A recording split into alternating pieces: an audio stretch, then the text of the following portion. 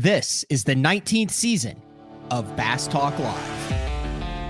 BTL is presented by Bass Cat Boats, Strike King Lures, Aftco, Pro Guide Batteries, X-Zone Lures, Shoreline Boat and RV Repair, Spro, Gamakatsu, Big Bite Baits, The Bass Tank, Denali Rods, Beatdown Outdoors, and Sunline. BTL coming at you. Good morning and welcome to another exciting edition of BTL Bass Talk Live, where we're going to talk about bass fishing. Hopefully everybody had a safe and happy Memorial Day, enjoying the long weekend. I saw a lot of posts, a lot of water sports, a lot of bass boats being used in non-traditional manner. Pulled up on the beach, the grilling, the tubing, hanging out with the family, which is something that I think is underutilized. I think a lot of us who have the bass boats, we head out there and, it's a fishing platform and we fish and we take it super seriously, rightfully so. And we have all this stuff, but we forget how much water brings people together. And having a boat and Memorial Day, Labor Day, maybe not 4th of July, basically now through September, maybe not the best to get out on the water on a weekend, on a holiday weekend, but I do like seeing, I saw Luke Clausen out tubing and fishing with his family, a bunch of other guys that were out doing stuff with the family. So really cool to see that. And we kind of had a little bit of an off weekend over at the NPFL. Patrick Walters gets another win in the NPFL on Santee Cooper. To be honest, not a surprise there. That had to be one of the deciding factors, I think, when he decided to fish the NPFL this year, was the fact that there were several fisheries that were in his wheelhouse, and the mark of a great angler is taking advantage of the opportunities that he's presented, where you're supposed to do well, and catching them when you're supposed to do well. So congratulations to Patrick Walters. A couple big events coming up. The last, what I would call real grinder of the year on the Elite Series, kicks off on the Sabine River. I do believe the locals call it the Sabine. It's not a hard A. It's the Sabine River, not the Sabine River. Cool post there by Gerald Swindle. They put that, welcome Bassmasters out there on the Sabine on the water, but it's the 5th time that they've been there.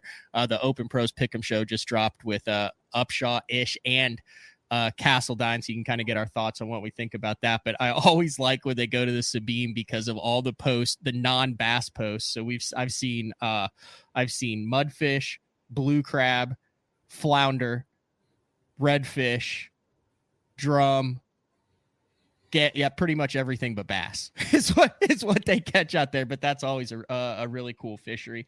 Another really cool event that kicks off tomorrow is the All-American. I think they're still calling it the BFL All-American, and it takes place out there on Hartwell. I've kind of harped about this in the past a little bit. I think that the All-American has lost some of the shine that it has been, and should be. That is a major event. You're talking about the heartbeat of America and international tournament anglers that are spending money in the industry, that take it seriously, that are time away from their family, that are putting money back into the industry. And I like to see those guys. I was doing some research. We did a whole series of BFL winners before. I think we had Shaw Grigsby on and Stephen Browning on. You remember Rick Cluns won that, Joe Thomas, Clark Wendlet. We just had Jacob Wheeler on last week, who talked a little bit about his 2011 BFL win when he was 19 years old, that really launched his career. And then obviously probably I think Jeremy Lawyer was in that mix. Nick LeBrun, who's now on the BPT. So if you're looking for something to follow, and I'm not exactly sure how MLF is planning on covering this, but kicking off tomorrow on Lake Hartwell, the BFL All-American kicks off. Speaking of Lake Hartwell, there's so many transitions into this. The Boat US Collegiate Bass Fishing Championship just took place on Hartwell, 2-day event, 21-6, 14-18, 35-24 over the 2 days. And Hayden Marbut, and a very familiar name in the industry, this kid, he's going to continue to catch him. Tucker Smith Obviously, remember Tucker's dust up from the ledges and brush piles of Lake Eufaula in Alabama earlier this year. But he obviously bounced back from that. So 180, 190 boat field, I believe in that. So Tucker Smith, Hayden got the job done on Lake Hartwell, over $30,000, I believe, in cash and prizes. And someone else who will be at Lake Hartwell for the upcoming BFL All-American is Austin NEARY. Now, I've known of Austin, kind of friends of friends. He's got a big social media presence. And we're going to get into some very interesting stuff today because Austin, I think he might have a partner in it. We'll bring him in here in a second, launched FISHTIPS.com. Now, BTL has nothing to do with Fish Tips. He's not paying to come on the show. I'm not paying him to come on the show. This is just something that is talked about in the industry and amongst a lot of guys at the top level all the way down. This has caused, I don't want to say cause, but this has generated a lot of discussions. So let's bring Austin in and we're going to dive right into it. What's up, dude? Thanks for jumping on BTL. What's going on, man? Thanks for having me. I was actually down at the ACA National Championship, just hanging out. I think we've got 6 or 7 anglers in that field that have already made like $500 or $600 on FISHTIPS.com, and I wanted to go down there, hang out, give them some cool swag, just the tip. Give them some shirts, give them some hats, and really root for those guys. But yeah, man, it's definitely a lot of people talking about FISHTIPS.com. You're a Carolina dude. What you said, Western North Carolina is primarily kind of your stomping grounds as far as where you guide, where you fish, kind of your home base. Yeah, absolutely. So I played baseball at Western Carolina University. I got hurt my sophomore year. I actually tore both my labrums at the same time, head first slide, second base, blew them both out.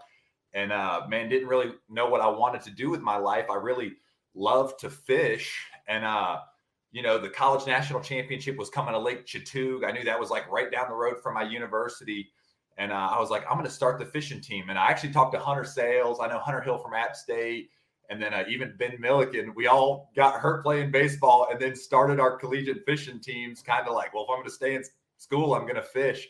And anyways, we went out, almost won. Remember Bass Fest was on Chickamauga. Jacob Wheeler had won. Yeah, 100%. Yeah, we were runners up in college. Zach Hicks and I, my fishing partner, we had almost won Watts Bar.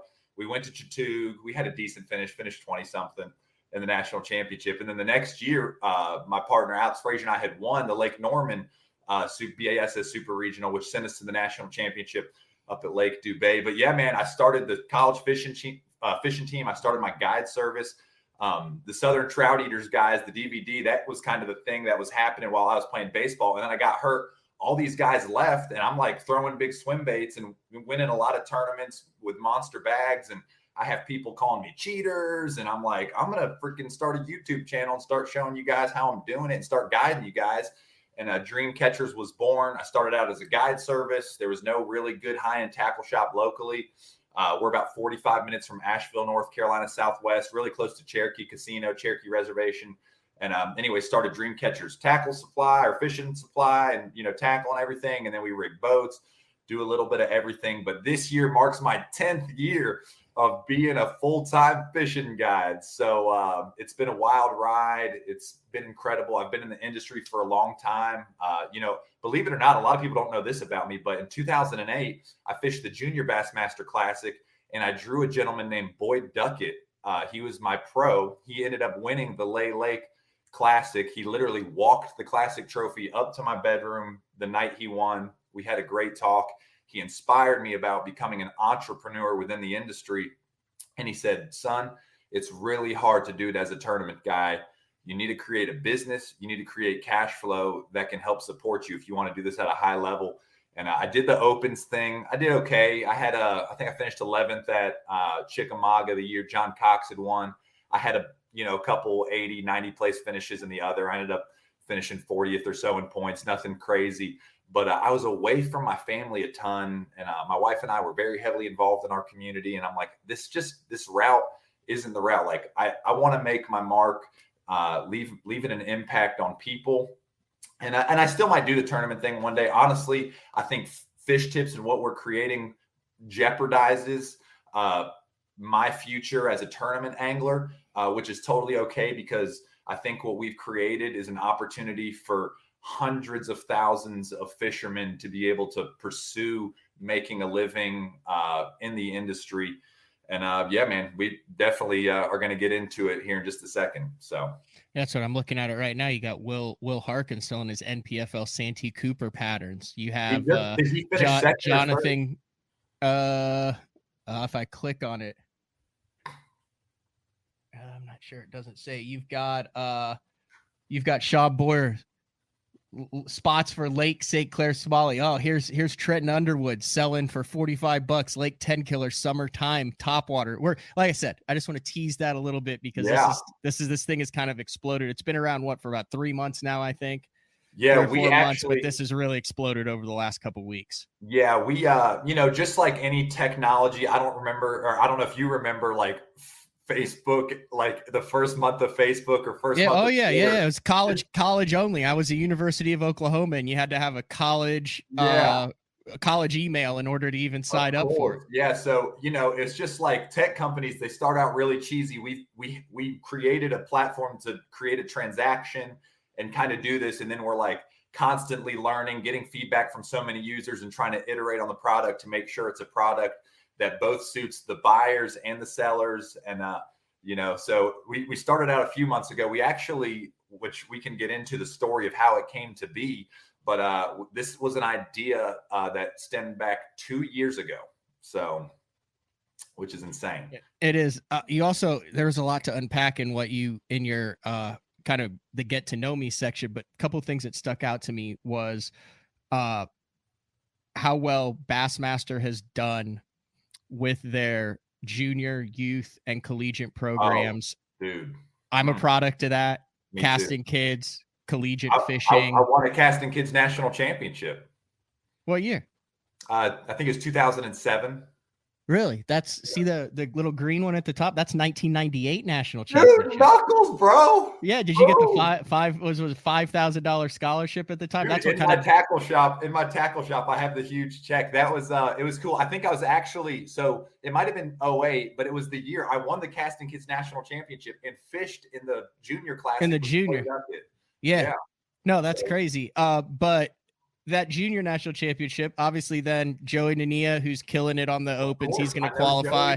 He's won there. Bradley Roy, he just won his first BPT. He's a product of that junior. And then the collegiate fishing is absolutely insane. I mentioned Tucker Smith. You mentioned how you were there, and that's kind of Wade Middleton's deal. There's, MLF does a good job, Bass does a good job, Wade does a good job on all of that stuff. But it's amazing how, even though there's such a convoluted path to careers in this industry, there are so many anglers who have, and you're a prime example of that, have kind of gone through that whole path. And now, I mean, dude, it's how you're paying your bills. So I just thought that was really cool when you were mentioning that. I made a couple notes that stuck out.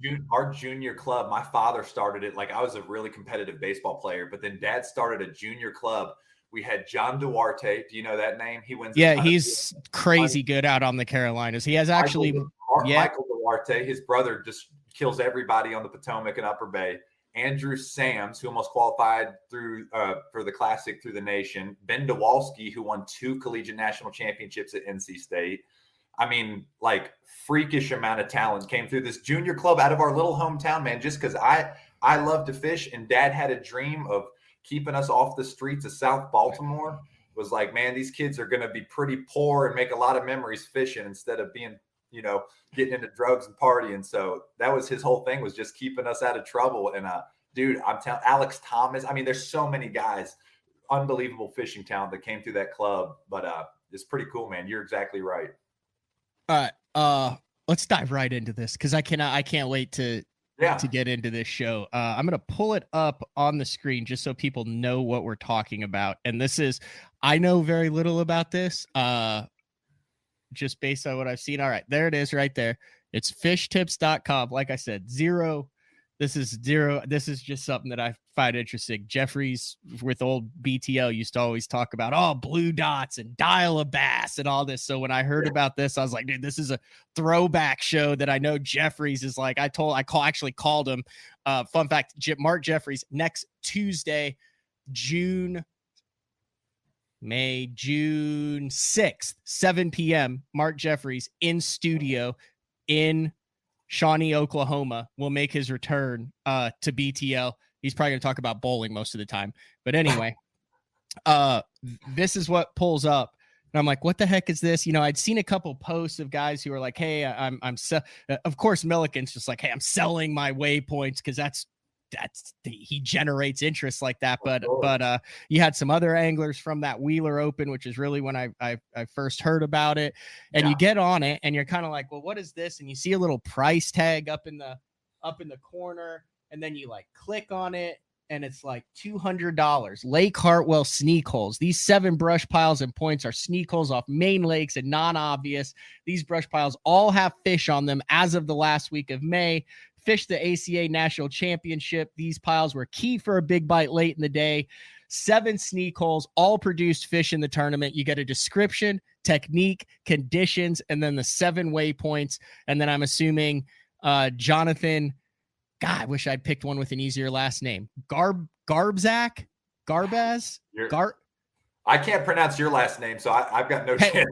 That's how everyone just calls me Panger. Anyway, long story short, you look back and there's stuff for all these different lakes on it. And it's like a mixture of Facebook Marketplace and eBay and a bass fishing message board and all sorts of stuff all thrown into one. Verified guys on there. There's non-verified guys. There's a lot of things happening on that page. All right. So that kind of explains it. Explain it in your mind, how the heck this started and what the goal is. So I'm a guide. I've been a guide, like I said, for a really long time. Lake Chatuge, Joe Cassie, Kiwi, Lake James, Burton, Fontana, Hiawatha, like tons of these lakes like I was telling you about. And I've guided and dude, I run 300 trips a year. And what I constantly notice is there were guys always in, like, we put up the hero shots on the Instagram, caught 2 6-pounders, and someone would be like, how'd you catch them? And I'm like, hey man, do you want to book a trip? They'd say no. I'd say, all right, do you want to come by and at least support my business and my knowledge that I've gained in my tackle shop? Well, no. I'm like, okay. So they want to know how I caught them, but they just want my information. They don't want a guide trip. Maybe it's too expensive. I charge $100 an hour. They don't live close enough to my tackle shop to support me. We do have an online store, dreamcatchersfishing.com, but I'm like, they just want my information.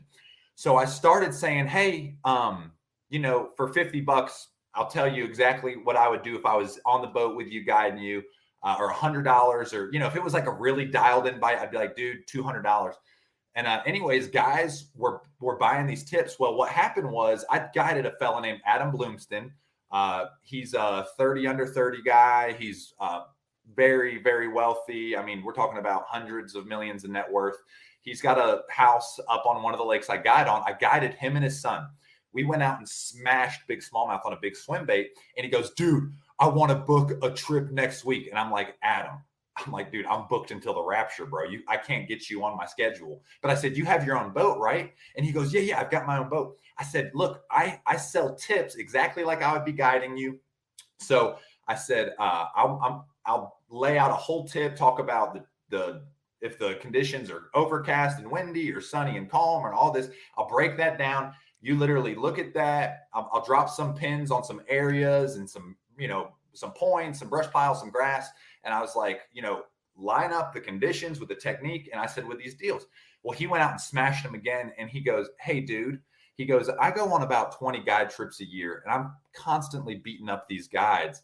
He goes, how many of you guys get beat up in your inboxes for fishing tips? And I'm like, Adam, look, and this is, I show him 68 unreplied text messages. I scroll my phone and I say, dude, literally it's every day. It's every platform, my YouTube, my Insta, my Facebook, text messages. And he goes, what if we created a platform for guides and highly dialed in anglers, whether they're local, maybe they're tournament guys, to be able to sell tips to dudes like me that have my own boat and I just want to go out and have some success with my son.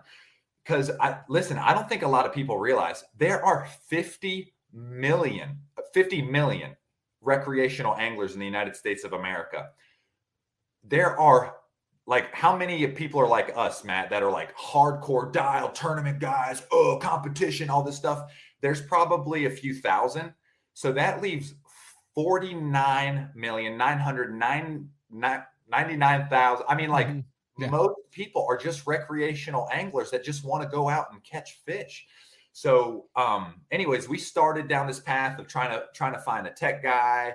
I thought about going back to school to learn how to code and do all this stuff. And I'm like, dude, I'm just a country redneck. Like, I just like fishing, bro. And I'm like, this is not me. We've got to bring a tech guy in.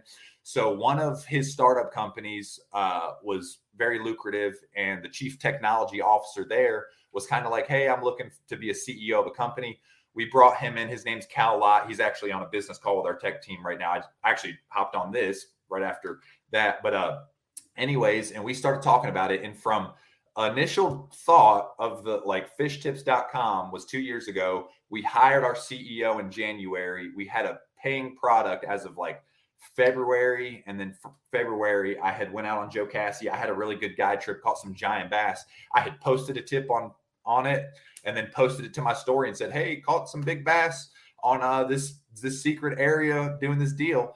And we had our first transaction and everybody was like, it could be real. Like this is real. And anyways, I have a ton of guys in the industry and I've just been calling them saying, hey dude, I've been a guide for 10 years. I know you're getting these questions. Hey man, where should I go and what should I throw? And it's this awkward situation for us guides. And now it's like, hey, I'll make a tip for you, make a transaction, and I can increase my revenue sources and make some extra income with my hard-earned knowledge on the water.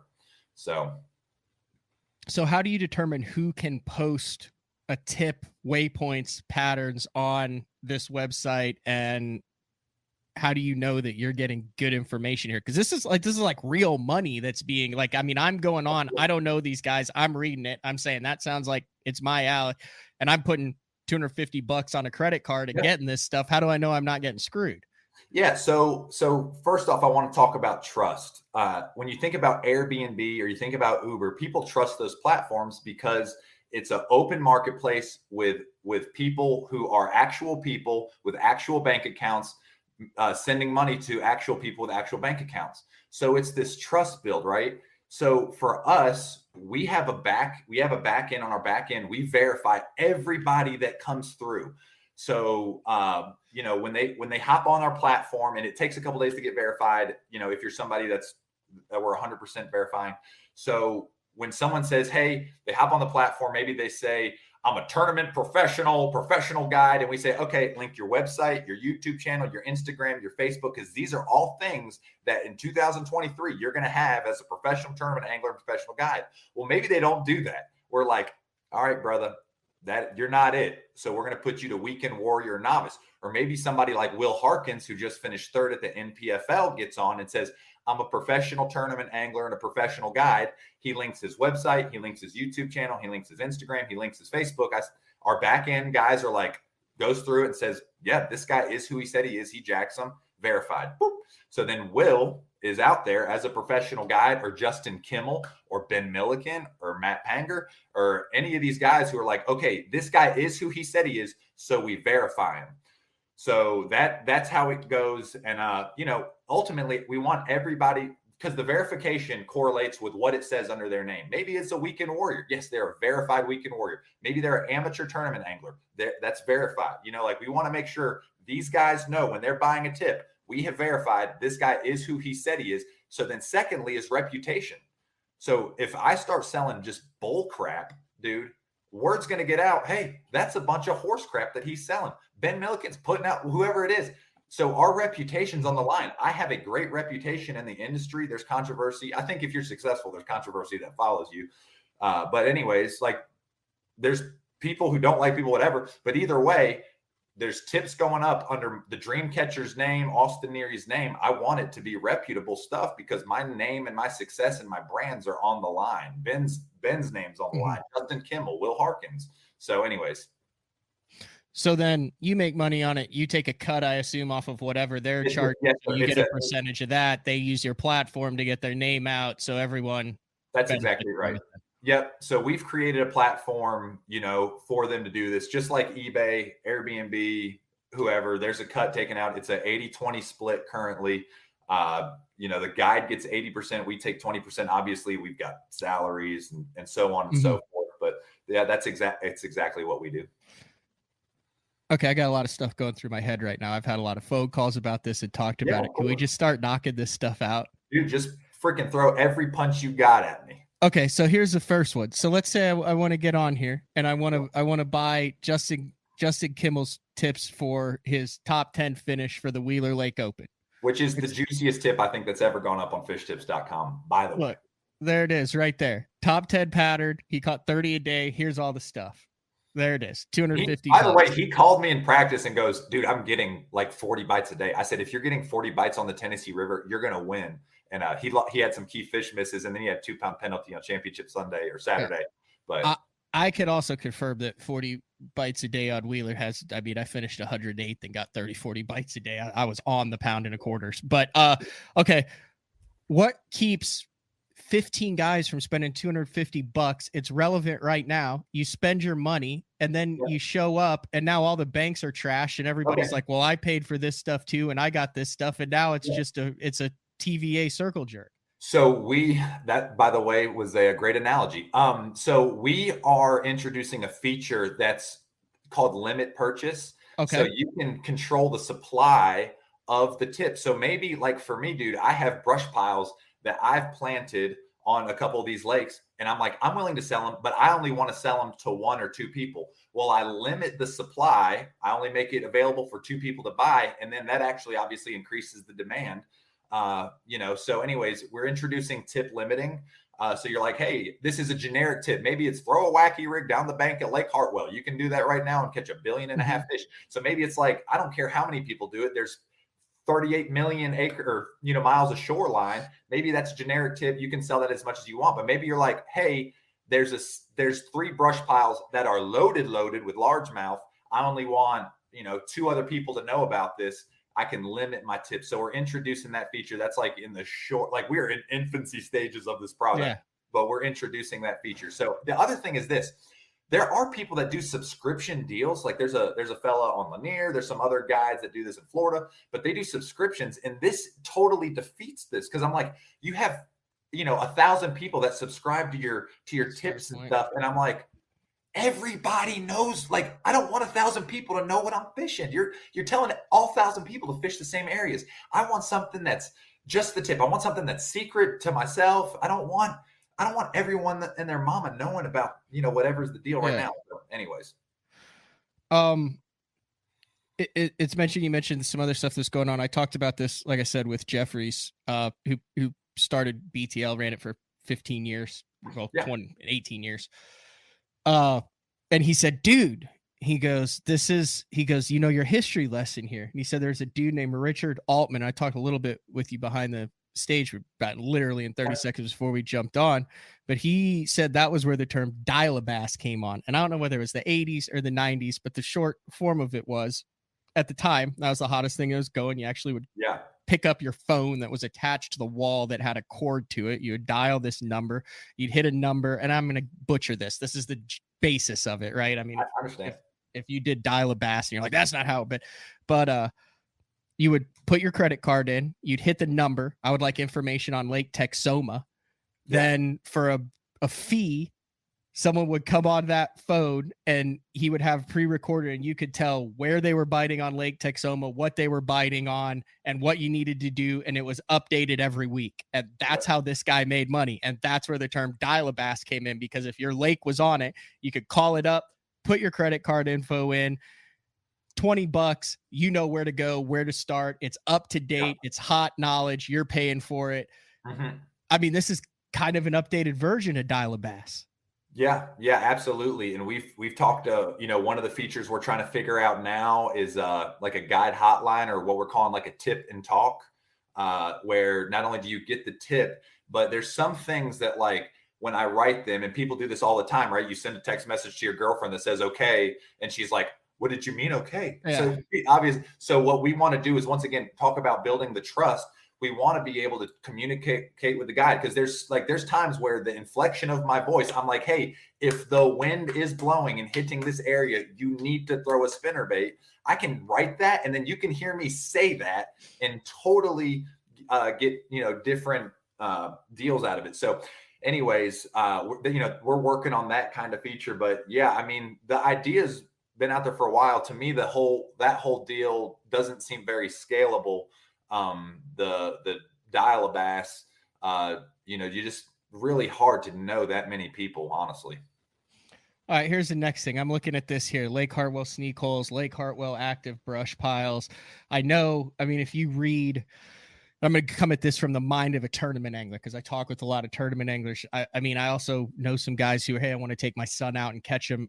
Yeah. This is BTL. We focus on tournament fishing. We're going to go tournament fishing. Totally. Legally, like, okay, if I'm fishing the All-American this upcoming week, if I have a tournament coming up, have you even looked into the tournament rules legality? Like, can I go on and buy these tips and then use them in my upcoming tournament? And if it's a limited only deal and it's a one-time purchase, like, how does this not just totally defeat the no information rule, since they technically are public?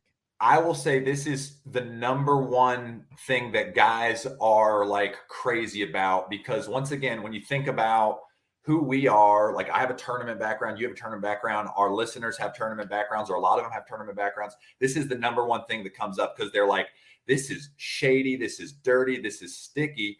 And I'm like, well, one is, there are rules that say you can or cannot get a guide or information or anything. And this would follow under those rules. I would tell guys, do not purchase it. You are breaking the rules. But the reality is, a lot of like high school tournaments or buddies, because Ben said the same thing. Ben was like, dude, what if someone and I had to tell Ben, I'm like, listen, dude, you're talking about someone's personal morality. I'm not them. What people are going to do with this, Matt, I cannot control, and I do not know. I'm just saying there's a platform for guys to be able to help other anglers looking to maximize their time on the water. We just have created a platform to help anglers. So, I understand where you're coming from and where a lot of tournament guys are coming from, but I'm like, hey, you're projecting your morality into other people. Here's the deal. I tend to notice we tend to project our insecurities into others. So if you're like, oh man, what if they buy information? It's like, whoa. Are you worried you might buy information? Because I'm like, here's the deal, dude. This is just a platform to help guys have success on the water that don't have time to be on the water. If you're in a tournament and you're breaking the rules, dude, that's on you. That's your personal morality, So a lot of guys don't really think that. It's like, it's my fault that other guys have bad morality. It's like, it doesn't really make sense. It's like blaming guns for gun problem. It's like, whoa, you can't do that. So, all right. Did that make sense? Yeah, no, it 100% makes sense. So I want guys to follow the rules, dude. I've been in tournaments where guys there's a lot of stuff that's out there that you can purchase completely outside of the fishing industry. It doesn't mean you need to just because it's out there, or that it's legal that you purchase it. That's but exactly I right. mean, you drive past especially in Oklahoma, 100 shops that sell stuff on every freaking corner, and it's up to you on, That's exactly right. It's like, we can't control what people do with it, but we've just created a platform to help anglers and guides and other anglers make money. All right. BTL is based on the 3 E's: entertain, educate, and engage. Let's focus on the educational standpoint here. Man, let's talk about it. I feel like there's a way that you could look at this that totally circumnavigates the education standpoint, the going out, the figuring it out, the protecting of the fishery, because not everybody is on the juice. I was talking with a guy who, he's a top 10 angler in the world. And he said, man, he goes, on these TVA fisheries this time of year, there's 30 to 45 spots on each fishery that these fish get out on. He said 20 of them are already community holes. They still get out on them. They're getting beat up on it. We're seeing it on a lot of the fisheries right now. What this angler was worried about was now these are these areas where the majority of these big post-spawn females are recovering that are already getting pressure because of the advances in technology and the number of boats on the water. Now they're going to be even more pounded, not because anglers found them, but because they just bought the tips. They got the tips on it, and now there's no safe haven for these fish. You want me to talk about this? Yeah, talk about that and how it's just not just buy a spot. What are your thoughts on the education of it? What are your thoughts absolutely. on this as far as protecting a fishery? And now that this stuff is out here, that fishery gets decimated. So first, guys are like, I don't like this whole idea of buying a waypoint, and I'm like, I 100% agree with you. This platform, I would say, at the although that is within this platform, that is not the platform. The platform is very, very educational for guys. And listen, man, I talked about this with Adam last night. Adam doesn't have time to go out and side scan everything. Adam doesn't have $1,000 electronics on his boat. Adam just wants to go out and have a fun time with his son. Adam's built multi-million-dollar companies. That's where he spends his time. Yep. So he's willing to pay a guide, though, to take him to those very holes you're talking about. So he's going to fish those secret honey holes that you're talking about when he pays a guide, if a guide takes him there. So with that being said, though, I want to say something that this is actually going to be very controversial. There are no secrets. You can watch YouTube. You can get on these lake maps. People are selling lake maps that have 706 rock piles and every brush pile and every offshore ledge and every shell bed and all these. If you start connecting the dots, dude, you start realizing there's no secrets. What is the most valuable information is what's happening hyper current right now. And there's going to be times when an angler sells, a guide sells the tip or guides somebody. I mean, I've had this dude, as a guide, I have this happen every day. I pull up I'm like, we jacked them here yesterday. Buckle your seatbelts. We're about to crush them. And it's those secret honey holes. And then I'm like, woof, they moved, and that's part of fishing. That's part of guiding. But what I'm saying is all these little sneak holes that guys think are so sneaky, I'm telling you, multiple anglers know about them. You may be out there and you don't see them, or you might be fishing a different area, but there are very few secrets left in our spot between side scan, forward facing sonar, YouTube videos. I mean, dude, I can't tell you how many times I've been burned just from my YouTube videos.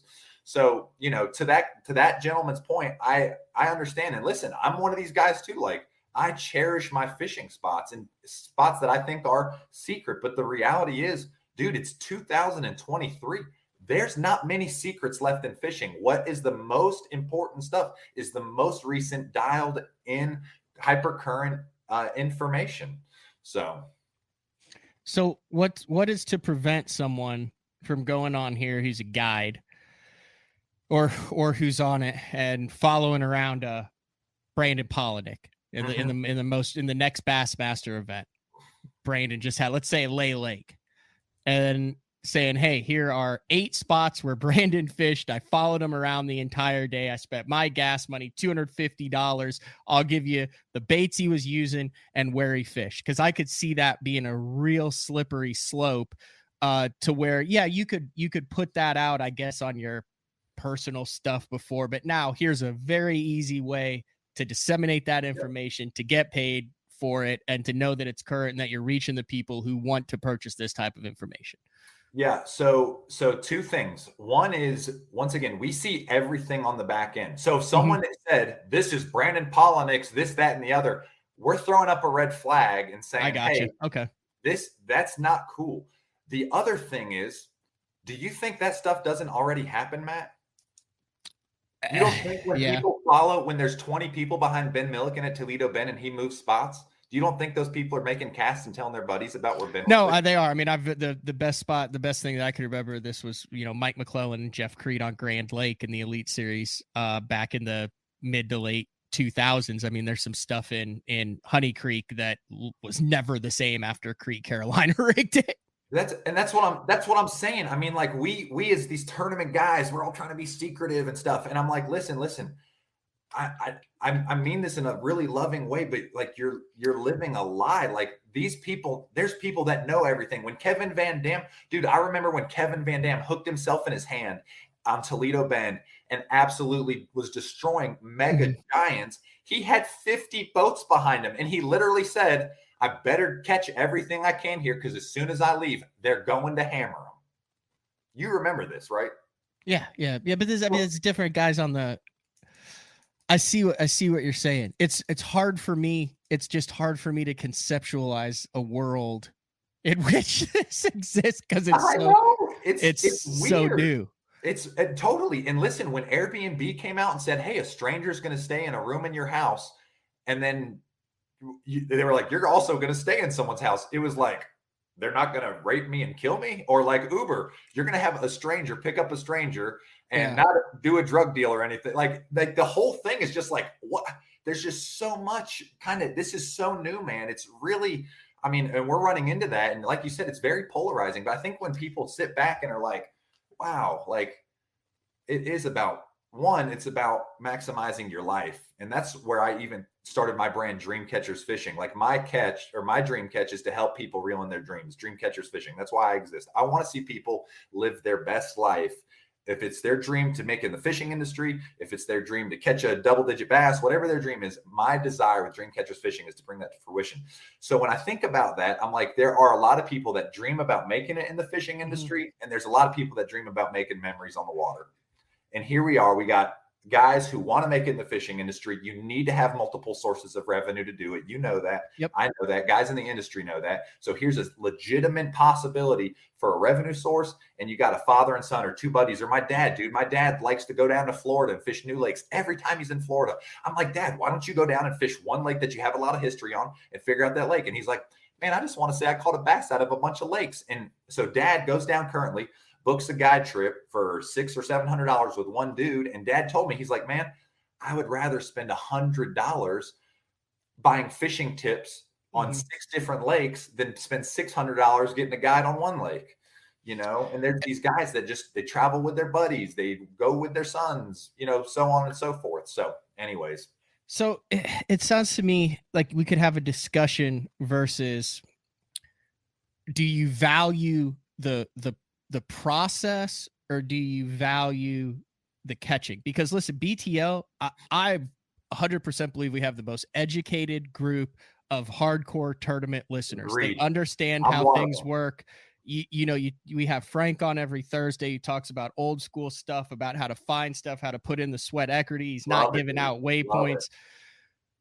How do you justify this without ruining the experience of the guy who is going to go out and grind for 3 days, even if it's just finding them, and he gets his satisfaction in trying to find these spots on his own, maybe finds 2 spots a freaking day in 95-degree heat. Totally. And then he watches 15 boats roll up to something that they just paid $100 for. Is that just 2 different mindsets as to what you're getting out of that experience? I first want to tell you that I am that person that you're describing. I personally don't think I would ever personally buy tips. I'm a tournament guy, dude. I love my brain working. I love figuring out, God, I can't catch them on a big swim bait. Maybe I need a downsize. Maybe they need a different action. I am that guy. So I can understand where all these guys are coming from. But what I also understand is dude, we are a group of how many people? 50,000 on the top end? I don't know. I don't know. We're talking about 49 million recreational anglers that, dude, and I heard you talk about this with Ben. You want to take a 5 or 8-year-old out and go idle 4 hours to find a spot, Matt? No, I want to take my 8-year-old out and say, cast right here and watch it go. Exactly. And there are more anglers in this country that are like that than are hardcore dudes. I mean, dude, my guide service is artificial only, catch and release. Like, I want the tournament experience for my customers. I want, like, no nets. Like, we're going to land these by hand. Like, I'm that guy. Yeah. I'm that guy. But there are tons of people. My customers are like, why don't we just use live bait? And I'm like, but that takes away from the sport of it. Like, don't you want to fool them? Don't you? And they're like, we just want to catch. Yeah. They have Which their own boat. explains why I want to go down to Florida and shiner fish on one of those lakes the next time I'm down there, because it looks freaking fun. Because sometimes you don't want to. Well, I'm fun fishing. I'm not doing anything for a tournament. I'm just down there. Like, I want to pitch a shiner out and watch the court go like that and be like 7-7-6. I understand where you're coming from. Yeah, I understand. It doesn't mean that I feel like I'm gonna post tips on there. I'm still. I personally am still. I don't know if it's for me, but that doesn't mean that it can't benefit other people. No product is. Guess what, dude? Yeah. I run 3.5 miles a day. I eat really nutritional stuff. Yeah, I don't eat McDonald's. Like, there's no product that's out there for everybody. But what I want, guys, and listen, man, I want to talk about this. Do you ever listen to Rogan at all? Yeah. He's Yeonmi Park. Do you know who she is? She's the North Korean defector who wrote a ton of books on the craziness in North Korea. Mm-hmm. So listen, she said something that was so nuts, dude. And I was like, oh my God, that describes so many things. She said they would starve us to keep us thinking about freedom. And I was like, oh my gosh, that is so many people. Like, we have this, there's really two mindsets. There's a scarcity mindset in this world, and you have it, or you either have the scarcity mindset or an abundance mindset. And the scarcity mindset is there's not enough to go around. This is mine, and no one else can have success. Or there's people that have abundance mentalities that say, hey, there is enough success for everybody. I want everybody to do good. And I'm a firm believer, and I don't know if you know Epic Eric or not, but we're firm believers that what you put out in the world, bro, the world's going to give back to you. And if you're putting, this is my world and my little kingdom and my fish and my secrets and it's like, you can never fulfill a heart that's only focused on itself. The only way for your heart to ever feel fulfilled is helping others. And this is a great way for people who want information to help a guide by supporting their business, and a guide or highly dialed in local angler to support people other way. So like I said, there's these two conflicting abundance mentality versus scarcity mentality. And I just have an abundance mentality. I'm like, dude, guess what, Matt, this is, I'm going to tell you something. It's good. It might be really hard to hear. I don't know if you ever heard this. You're going to die one day. I'm going to die one day. And these fish, guess what, bro? They're going to be here. They're going to be here. They're going to be for my son's grandkids, for his grandkids until the rapture, or however this thing goes to, until we're speaking Chinese and we can't fish, whatever it is. Man, these fish are just, this is a resource for me to steward. I want to see people have success. I want to see dads. I mean, I'm going to tell you something. I sold a tip for $200. A father and son it was a local tournament, but it was like a big local tournament. He's like, dude, I've never seen the lake. I saw you posted a big bag of smallmouth. He goes, my son and I have never even waited a limit in a tournament. And I was like, yeah, man, I understand it. He goes, can you help me out? Can you make me a tip? I said, yeah. So I made him a tip and said, this is the winning deal of smallmouth. And I said, if they're up in the water column, you need to throw top water. If they're in the middle of the water column, a take a jerk bait. If they're on the bottom, drag a drop shot.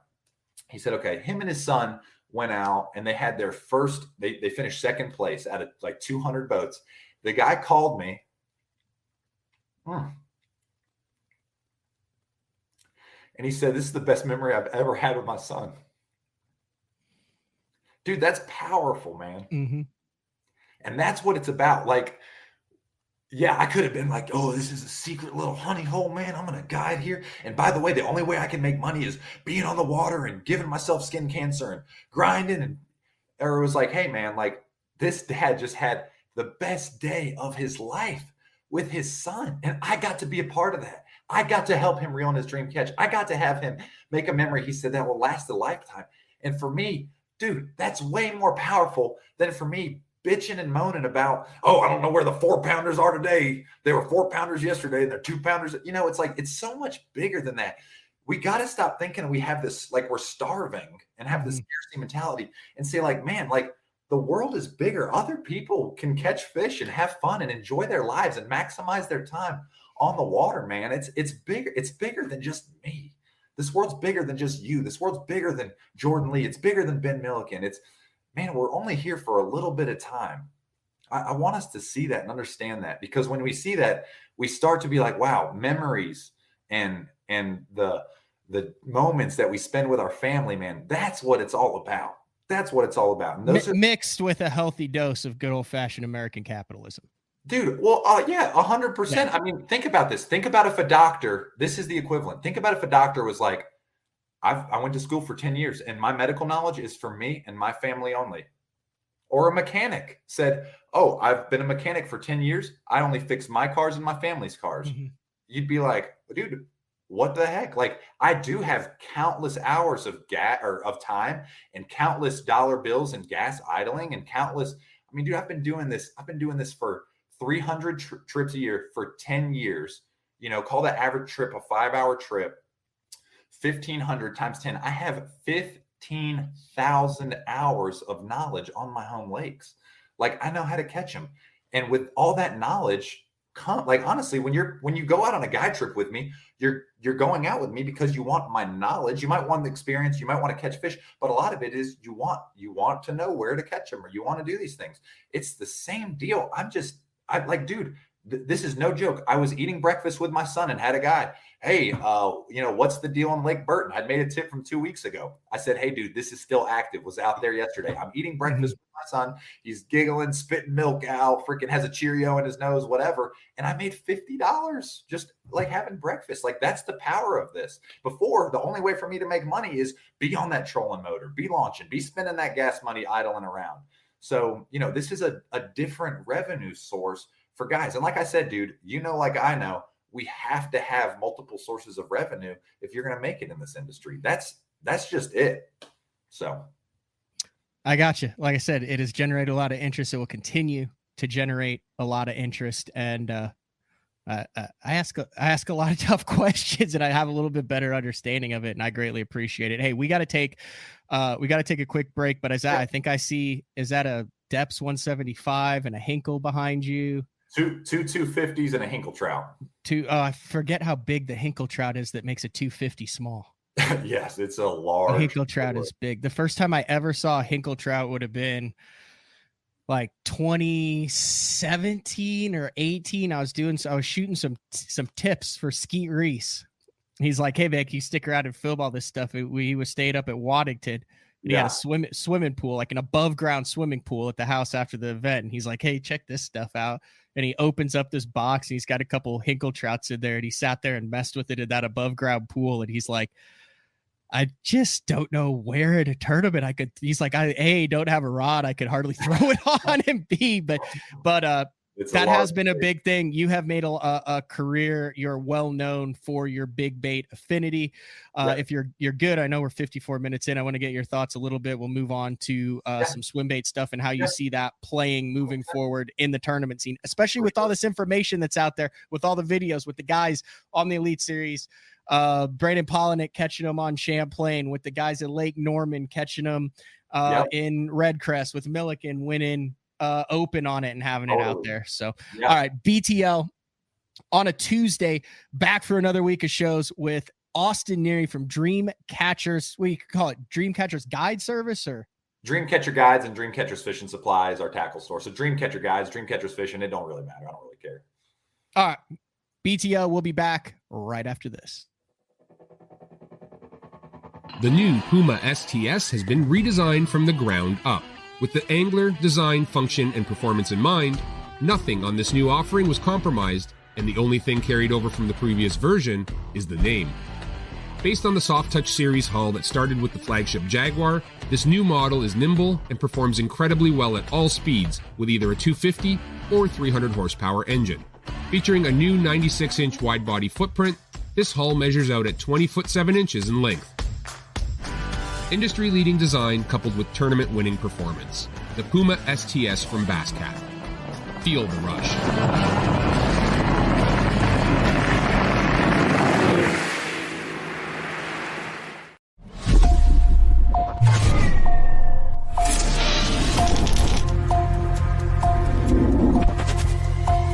Everything you need, one legendary brand. Top one on Strike King.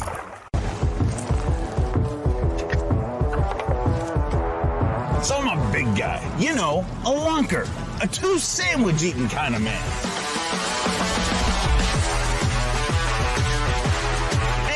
half of all of those bigger, I gotta say it once and for all, it's bad enough that the fish look smaller in our hands. The last thing we should have to worry about is getting quality outdoor clothing that fits. Avco, any fish, any water. Are you looking to install your own fishing electronics? The solution is the Bass Tank Power Harness. It takes the guesswork out of installation. No more voltage issues or interference. Designed by an engineer so that you can get professional results right there in your own garage. Installation done right with the help of the Bass Tank Power Harness. You can feel confident knowing that your installation was done right. The Bass Tank Power Harness. Give us a call or order yours today at thebasstank.com. Get the best patterns backed by tournament data. Start by finding the best 10% of your lake. Know exactly what to look for and what to throw. After that, just put them in the boat. Try the Deep Dive app today. Look at that beast right there. Shoreline Boat and RV, dock rash, storm damage, collision repair, that deep scratch or gouge from trying to access that secret creek. Shoreline Boat and RV can get your prized possession back in mint condition and looking good on the water, fast.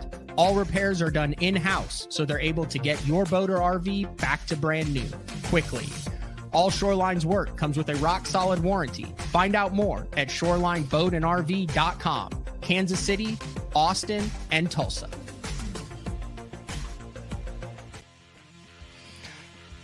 All right, welcome back, BTL on a Tuesday. Do want to remind everybody, next Tuesday, a week from today, 7 p.m., Mark Jeffries will be live in studio, and that's when we're going to do our giveaways. The 15th is when the Denali Reels first came out. The Denali Novices will be giving away a Denali Novus Pro next Tuesday night to a comment, and then also the remaining 6 of the X-Zone Stealth Invaders, Brandon Polinick design new. It's basically, it looks like a goby on steroids. Really cool bait. It's got a reverse boot tail on it, and I think we're going to see that play, especially up north. We got some Cayuga action coming up on the BPT. We've got St. Lawrence River, Thousand Islands area, that type of stuff in the Elite Series. So that's going to one more 25% off now if you go over to omniafishing.com on all of Beast Coast products. I mentioned the smallmouth getting big. Travis Manson did a really cool jig with them up there for smallmouth up north. So if you want any of that product, 25% off. You can also go to omniafishing.com/BTL. I don't think it works on the stuff that's already percent off, but get 15% off your first purchase using the code capital BTL 23. All right, Austin. Let's talk about something a little bit less controversial to wrap. Can I make one more point real quick? Yeah, have at it. It's a multi-species platform. Oh, so, yeah. Yeah. So, I mean, like Jordan Sipek, who's he's a nurse for 3 days a week. He runs 12-hour shifts and then guides 4 days a week. It's cool. He sold a walleye tip, like 10 or 11 times. So anyways, it's really unique. It's multi-species. I think this thing, as far as redfish, tarpon, sea trout, fly fishing, bass fishing, catfishing, crappie. I mean, we've seen all the tips on the platform. Here's a crappie pile for $25. It has crappie on it right now. Yeah. Here's areas you can catch Hartwell at the end of May, striper on that, Lake Texoma striper. Here's a spot that you can catfish from the bank. Like I said, I'm looking at this through the lens of, well, depending on who you ask, I would not qualify as a high-end tournament angler, but I'm looking at this through the lens of tournament angling at this community, strictly because it's Bass Talk Live and we talk about tournament bass fishing. But yeah, there's a lot of outside applications. And I mean, there's been other websites. Wasn't there like there's been a bunch of social media platforms that have come and gone. I think there's some that are still out there that offer all that. So it's interesting, man. I mean, you definitely made a splash. Why do you think it blew up this past Hartwell Open? And I mean, it's been around for 3 months, but it wasn't until this past. You had a couple guys. I think it's just the virality of it. I think a lot of people with anything like this, there's social proof. So a lot of the people are like the guys in the comment sections that are like, I would never. And then it's all of a sudden it's like, whoa, wait, Ben Milliken, the biggest name in the industry, is selling these. Like, and then holy cow, Justin Kimmel. And then there's like this whole social proof, like, oh, this is real. I can make money doing this. I mean, like I said, we had 6 or 7 guys in that college tournament that have already made $500 or $600, selling tips on their home bodies of water and stuff. And anyways, it's just one of those things. It's a flywheel. Airbnb existed for 4 or 5 years before I had even heard of Airbnb, and now my wife and I own 3 Airbnbs. Like, nice, so it's just one of those things. It takes time and virality and everything. And, obviously Ben puts his hands on, I call it the Ben Milliken effect. I'm sure you got to see a little bit of the Ben Milliken effect. Anyways, people follow him. He's a stud. And Justin Kimmel, do you know Justin pretty well or no? Yeah. He started with the Bass University. The dude made a killing out of the back of the boat and then moved to the front of the boat and just picked up right where he left off, kind of on the cutting edge. He had a tough start to the front of the year, doing a really cool YouTube series with one of his buddies that follows it every single day.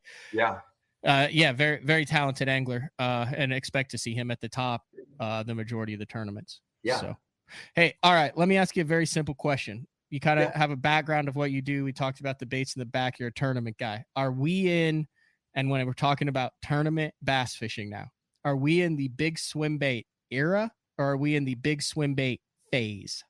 I would say honestly, neither.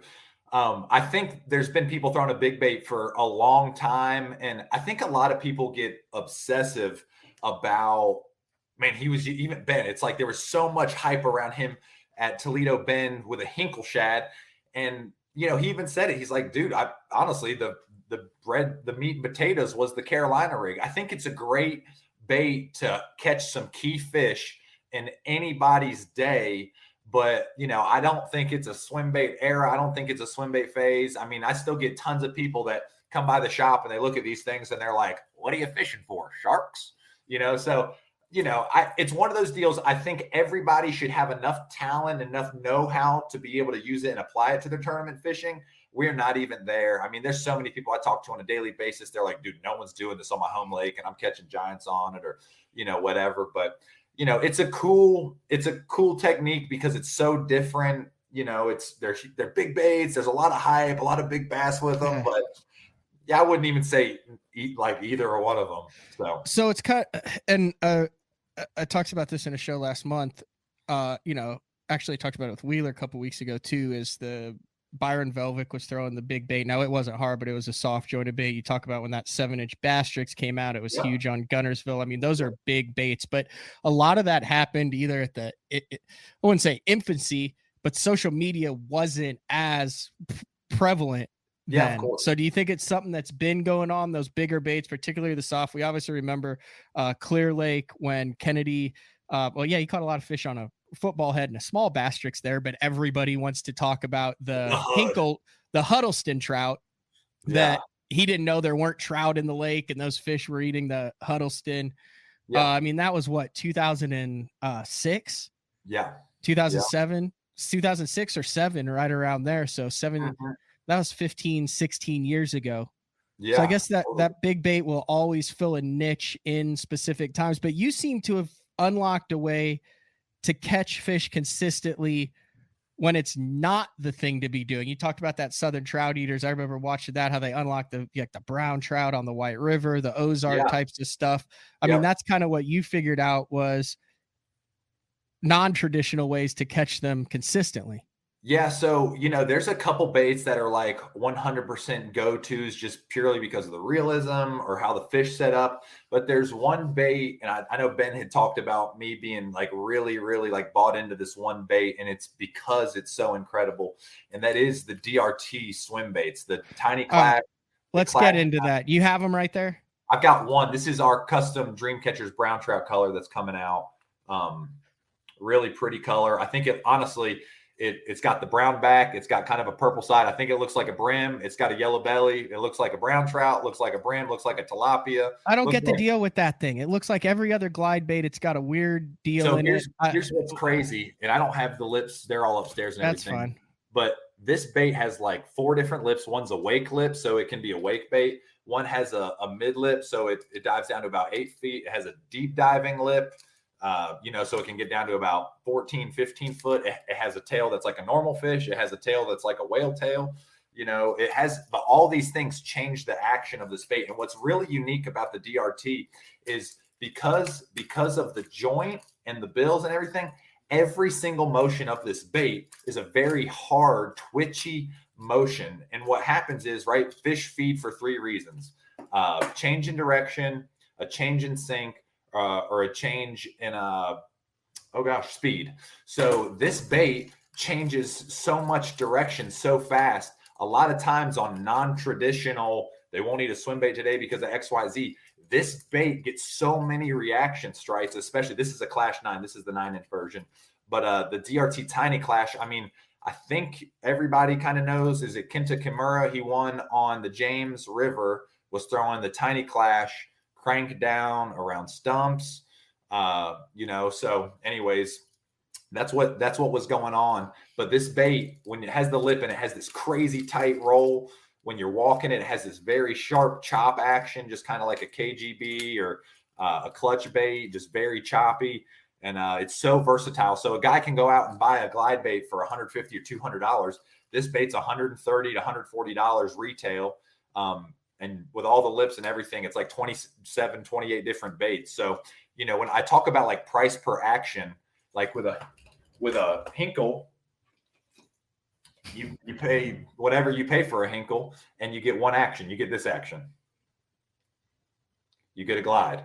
With this bait, I pay $140 and get 28 different actions that are all very, very, you know, bite-worthy actions. So anyway. I would say in the history of bass fishing, that Clash might be the first mix and match bait that is actually taken off. Typically, if you get the 4-in-1, 8-in-1, 15-in-1, look at, you got bills, tails, colors, hard bait, soft bait, twitch bait, crank it, glide it. It's like, done. It's good at one thing. You use something else, but this one seems to be legit. And like the more and more guys I have, I'm like, oh, you're in on that too. And I have not gotten into it yet. I don't really understand it, but it seems like it's the freaking deal. Yeah, I mean, it's one of those baits, like I said, it just has such a quick, tight action. It's so versatile. You can throw it like a big wake bait topwater. You can throw it like a big crankbait. You can throw it like a glide bait. I mean, it's, once again, and all of them get bit. I'll never forget, dude, so one of my employees brought it to me and I'm like, that's gimmicky. That's what I said. In fact, I sound like a lot of the guys in the comment section are like, fish tips is gimmicky. But, you know, I was like, that's gimmicky. And then literally we went out, he was throwing it as a crank down. He threw it on a rock pile and caught a 9.5 in front of me. And I was like, that's awesome. I've caught 9.5s. Like that's a big, you know, cool. He says, why don't you throw it? Dude, I picked it up. My next cast, I caught a 9-incher on a 9-inch bait. And I was like, okay, I just saw a 9-pounder. And then I literally caught a bass the same size as this bait. And I'm like, this thing gets bit, like bit. And like a Depths 250 or a Hinkle or a Hud, sometimes I'm like, these fish are just in a negative mood. They're just following it. And it is what it is. You know, I'm like, I'm just going to glue the lip in and make it a crank down. He said, dude, don't do that. He said, don't do that. He goes, it's a ridiculous, like chopped glide bait. It's like an underwater walking bait. And I'm like, well, I've got glide baits and chop baits and walking baits. I'm like, I'm just going to glue the lip in. And he's like, no, I promise you. And then it got hot enough where those fish started eating walking baits like crazy. And I started throwing this and I was like getting bigger bites. I was still catching numbers of fish. I mean, I don't know. The video is pretty incredible. Eric Galasso, Epic Eric, and I went out on a lake that I guide on. And we caught like 23 or 24 fish, maybe more than that. We had like 4 limits over 20 pounds on a big swim bait. Our biggest 5 was like 28 pounds. Our next biggest 5 was like right at 25. Our next biggest 5 was like 23. Our next biggest 5 was right at 20. But you know, with this bait in glide mode, crank mode, different applications. I mean, it's a really unique bait that gets bit all sorts of ways. So, you know, and a lot of people, listen, I'm a capitalist. If you couldn't tell, I'm a capitalist. So people are like, that flipper price, that I don't want to pay flipper price. And I'm like, it's supply and demand. Like the bait still at $300 is still a better price. Is that what that's running right now? Huh? Is that what that's running right now? No, there's definitely more out there. I mean, you can go on SU on Swimbait Underground and find them for $180 to $200. And every once in a while we get a shipment in and we retail them for, like I said, they retail, I think, for $130 or $140, and you're going to pay $10 shipping. But they are baits that 100% get bit. And I know Ben caught one at Toledo Bend. He actually caught one pre-fishing at Bugs with it, and we always goof with each other about this big swim bait stuff. That's actually how we know each other, is around swim baiting and stuff. And anyways, but yeah, they're really great baits. And dude, I like the thing that I love as a guide. I'll be 100% honest. I would get so burned out guiding 300 days a year. You could imagine I get really burned out guiding. And then I was like, I need to explore like trophy hunting. So I started trophy hunting with big swim baits, and all of a sudden it like got that little fire in my soul. And then you have like tournament fishing. They're all different. Guiding, tournament fishing, swim bait fishing, like they're all different in their own respective categories. And it's cool to be able to do all of those. But man, I really fell in love with, I always tell people like, I think it's cool catching, 50, 2-pound bass, but I like putting a big old picture of about a 7 or 8, 10 pounder on the wall, I don't know what your time schedule is here. I don't know what your time schedule is. Listen. Okay. Here's what I want to do, because this. We can do this quick. Okay. I'd like to try to just make sense of, I guess, tournament usable glide baits, hard baits. Yep. And basically, if you're a listener, to just get an understanding of what came first, blah, blah, blah, blah, blah, and then categories. So am I wrong to separate them to start out? Let's separate them into just glide baits and then like the shad glide baits. Like I feel like those are two different, like a KGB and HPH, something like that, as opposed to like a negotiator or a depth. Yeah. Like one looks like a fish, one clearly looks like a gizzard shad.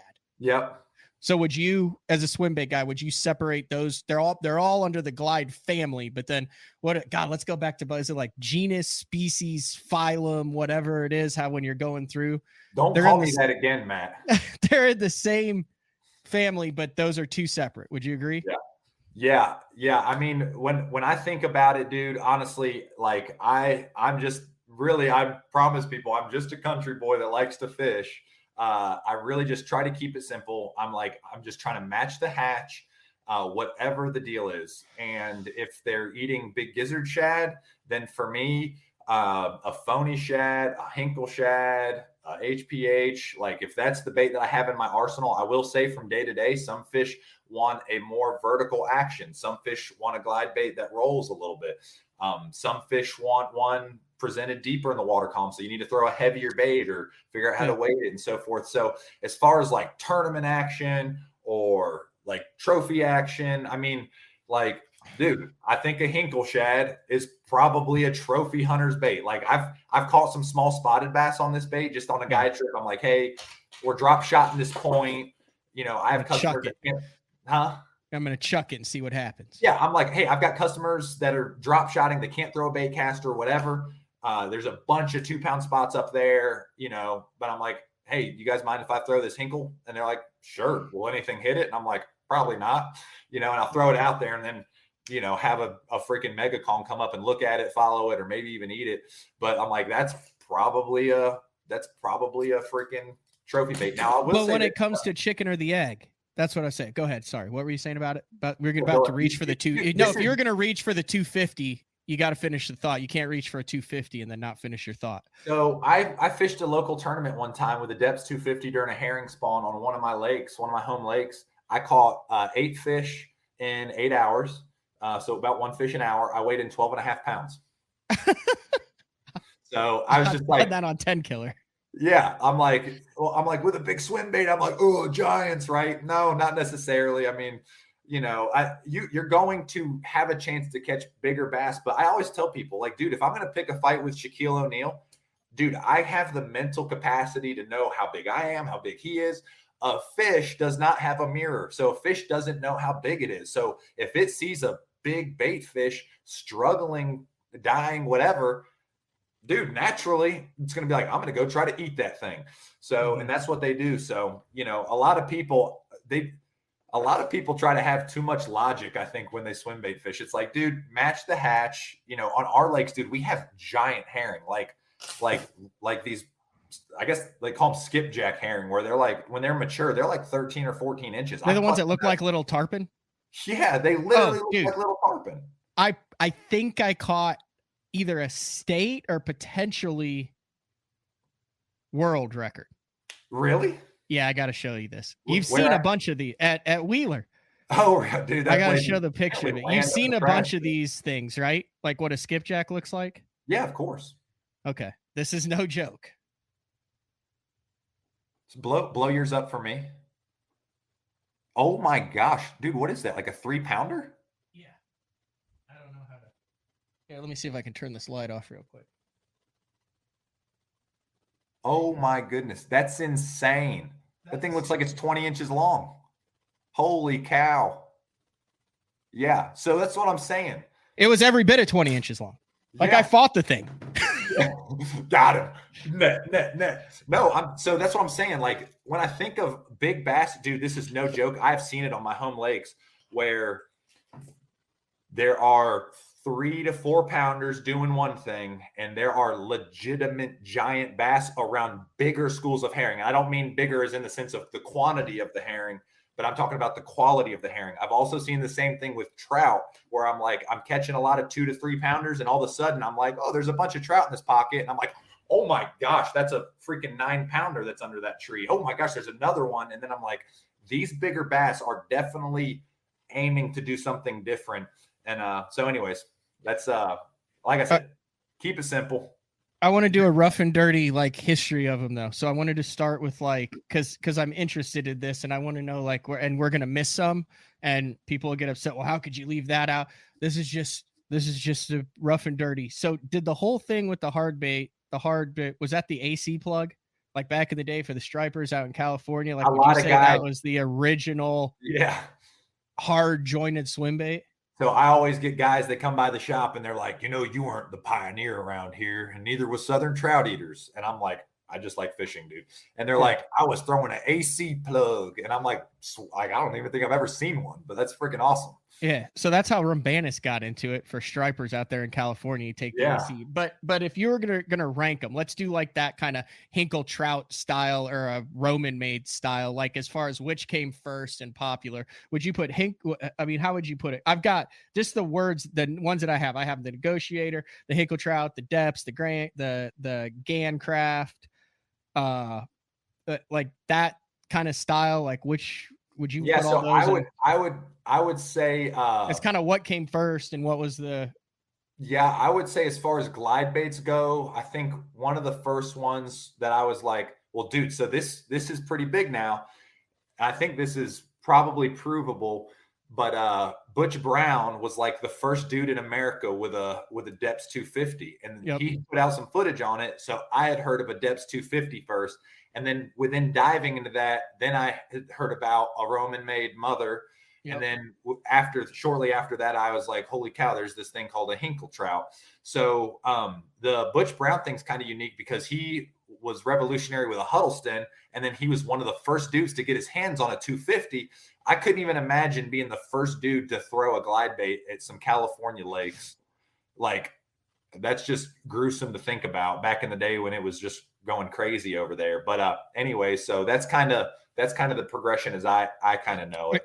And then there's also kind of still, not cheap by any means. The Gancraft falls in there somewhere. Yeah, so the Gancraft to me is actually one of the most proven baits. I mean, I almost won one of those big bass tour events on Smith Mountain. Every year it had taken like a 5.5 to 6 pounder. I'm fishing with Epic Eric.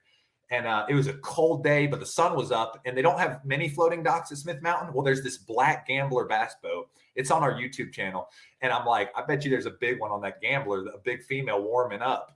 And he goes, probably. I throw the Gancraft up there. I'm like looking for my next cast. I look back at my bait, and I'm like, oh my. And this freaking fish came out, T-boned it. I set the hook. It was like just under 7 pounds. And like I said, every year for the last like 4 or 5 years, a 5.5 to 6 pound, one big bass. on Smith Mountain. So I'm like, we just want a boat. Like, let's go. And then literally we're driving across the lake and we get the little text alert. Someone just weighed in at 8'9". And I was like, oh no. Yeah. So anyways. And then on the back end, then obviously you got to put the River to Sea S waiver. The tactical bassing guys have done a great job of making that the bigger one, the smaller one. I mean, it's the one I give my buddy Juice when we're tournament fishing, because I know that he's got crappy accuracy and you can bust a couple of those off on dock posts and not completely ruin the day. Same deal. That's what I do with all my guide customers. When they're like, I want to throw a glide bait, I'm like, this one's a good one. That and an Arashi. I actually I have a lot of respect. I mean, I've run into Polinick once at Joe Cassie. We have a bunch of really good friends. I'm not a huge fan of the Arashi. I know he was with Rapala and Storm, and that was his deal. But, dude, that is a very fragile bait, man. I mean, I have customers that just barely tick docks with that thing, and they're like, I'm like, why is it sinking like that? And it just busted, filled with water. So the River to Sea is a little hardier. All right, then we get into the shad glides, and that seems to be what is exploding right now. I do want to mention the KGB Chad Shads. Massive underground following of that. It's been a 1.5 to 2 year journey with Spro. Spro sponsor of BTL. Sid Reeves from Spro Gamakatsu will be on the show tomorrow morning to talk about the Chad Shad. It is now in retailers. It is now back ordered. People are getting them in. We're seeing pictures of it. Sid on tomorrow, also working on another special guest. Hopefully we'll be able to get him on. Along the same lines, you probably guess who it is. I have no idea if he's available or not. That's working on for after the show. But Sid will be on tomorrow to talk about the Chat Shed. But this is the category that is exploding right now. Everybody, it seems like it's not only the trendy thing to do, it's still the secret thing to do. It's now the most popular thing to do. And you got guys that are shelling out $100 to $400 on these things and not even blinking, when 5 years, even just 5 years ago, they're going, there's no way I'm going to spend $130 on a bait. Now they're saying, look at this bait that I only got for $130 because it was a classic drop and I didn't have to pay the extra. Yeah. So, when you think about swim baiting regionally, like it started in California, and then I actually think it kind of got on the scene in Western North Carolina. The Southern Trout Eater guys, like Matt Peters, had made a DVD as like DVDs were kind of going out of style. And then, so a lot of people, it was like California into Arizona, and then like this like little segment pops up in Western North Carolina with our YouTube channel and our following. And, I'll tell you that this is crazy. We're like fishing a little lake yesterday, doing a little guide challenge, me and all the guides. And like everyone bank fishing is like, that's Dreamcatcher. And every single one of them was throwing a glide bait. And I'm like, this is kind of cool. But anyways, so that was the deal. But then you think about it, like it was still trout, like a lot of trout oriented fishing, some in the Ozarks. And then it was like, okay, gizzard shad are the predominant. Dude, I have stories of getting beat by big swim baits in the Carolinas, like Clark's Hill, so forth. But all of our lakes have lots of gizzard shad in them, and a lot of our big bass do that. So then it was like, whoa, Ben's catching them on this gizzard shad.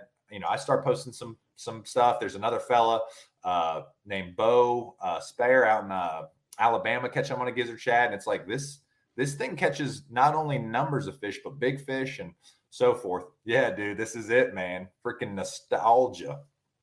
It's 11 years old. It's the Southern Trout Eaters, a film exposing swim bait fishing in the South. There's Jeremy Pratt, one of my really good friends.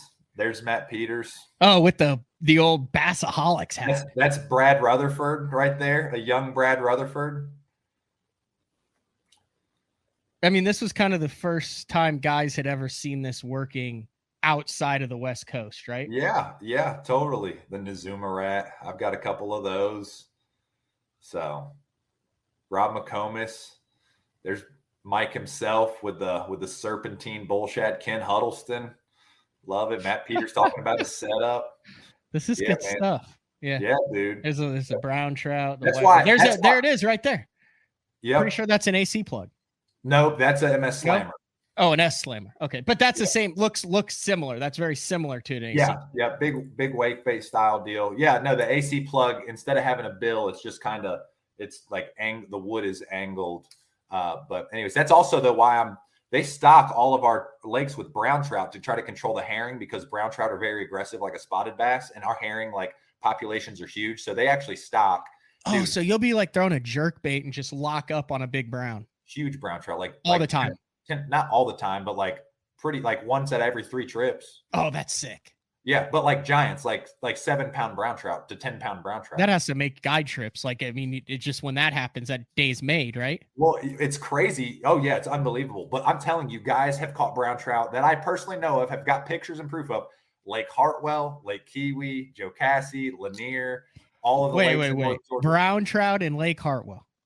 Yeah, and those high, because listen, all those rivers and everything that go way up into like North Georgia, upstate South Carolina, freaking end up. I mean, I can tell you the Tugaloo River comes out of North Carolina.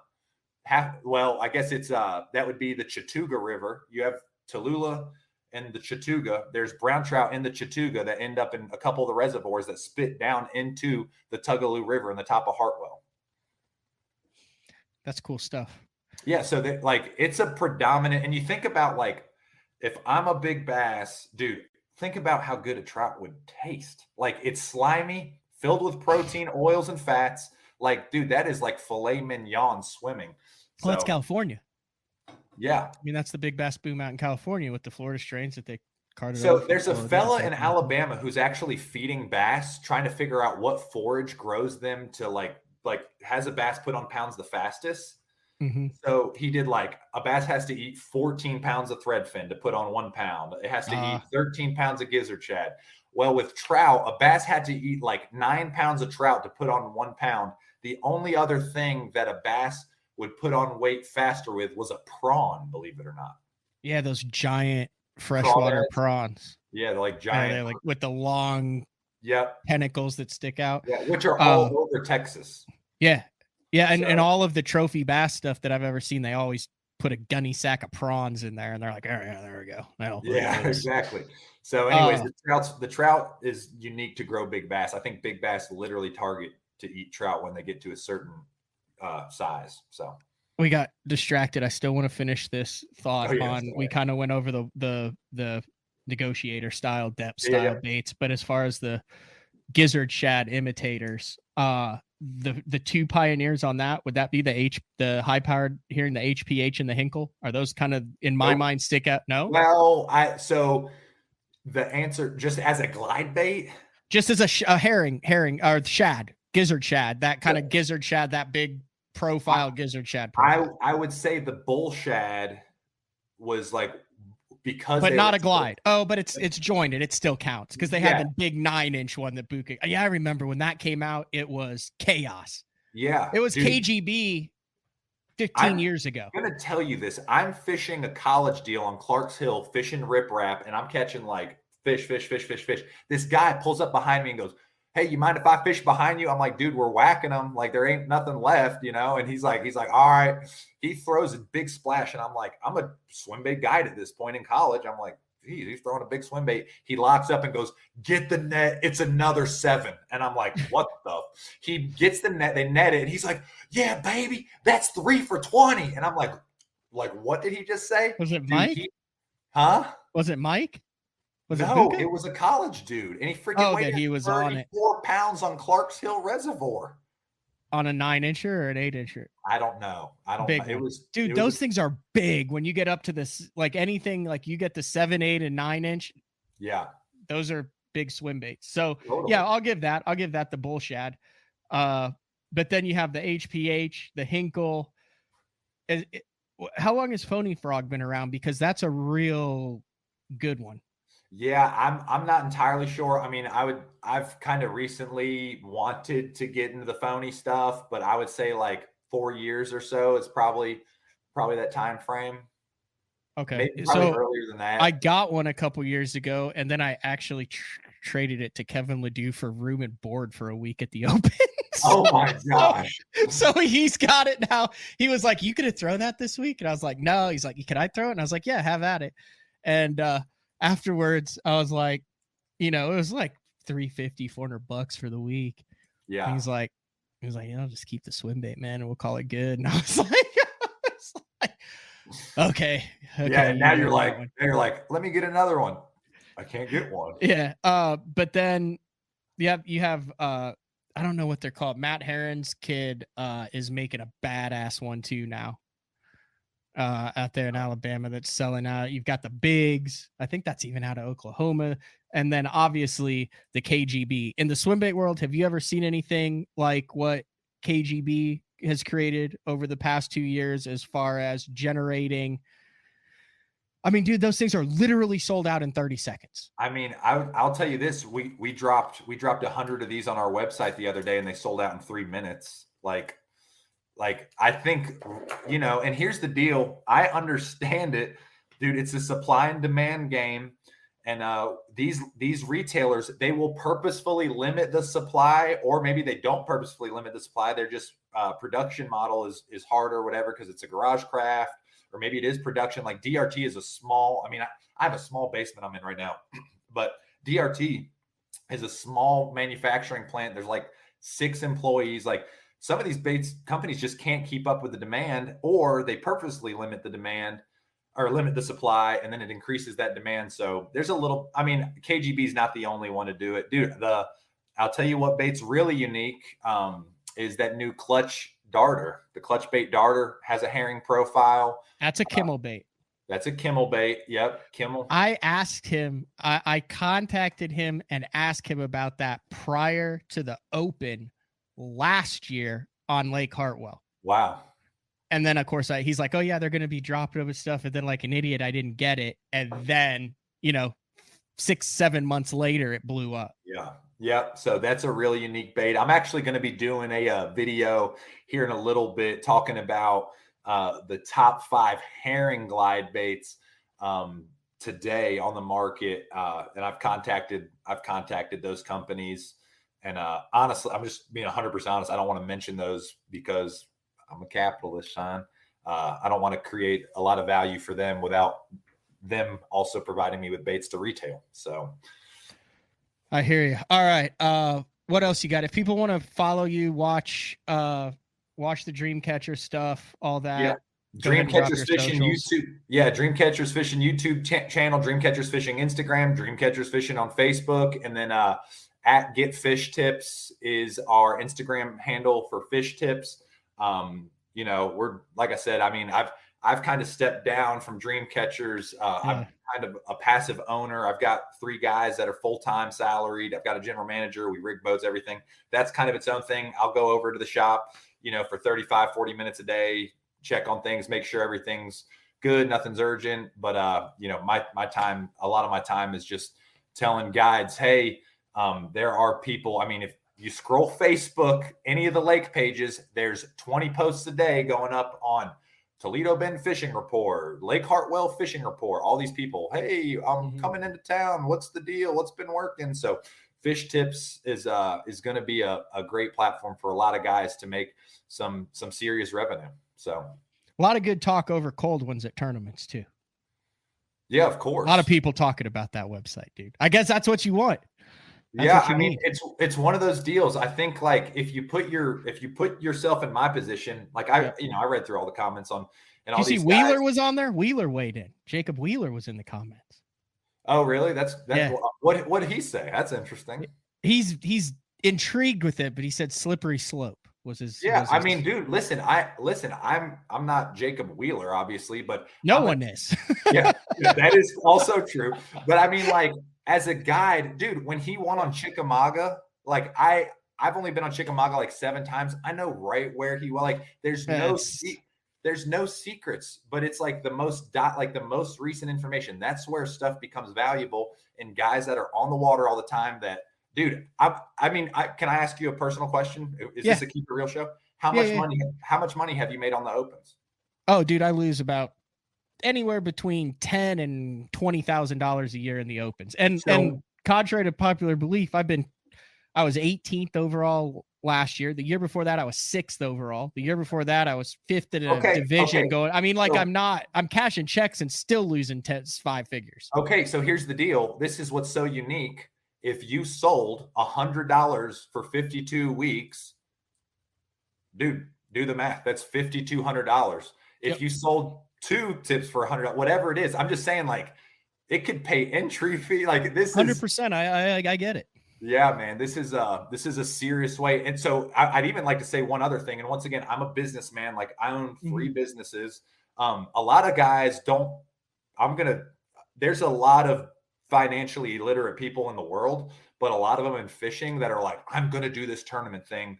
And I'm like, it's a lose money situation. But here's the deal, and get advice from your tax accountant.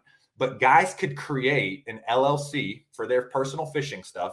They could get on FISHTIPS, start selling tips to be their revenue source for their LLC, and start writing off all their fuel, all their lures, pretty much all the expenses associated with fishing.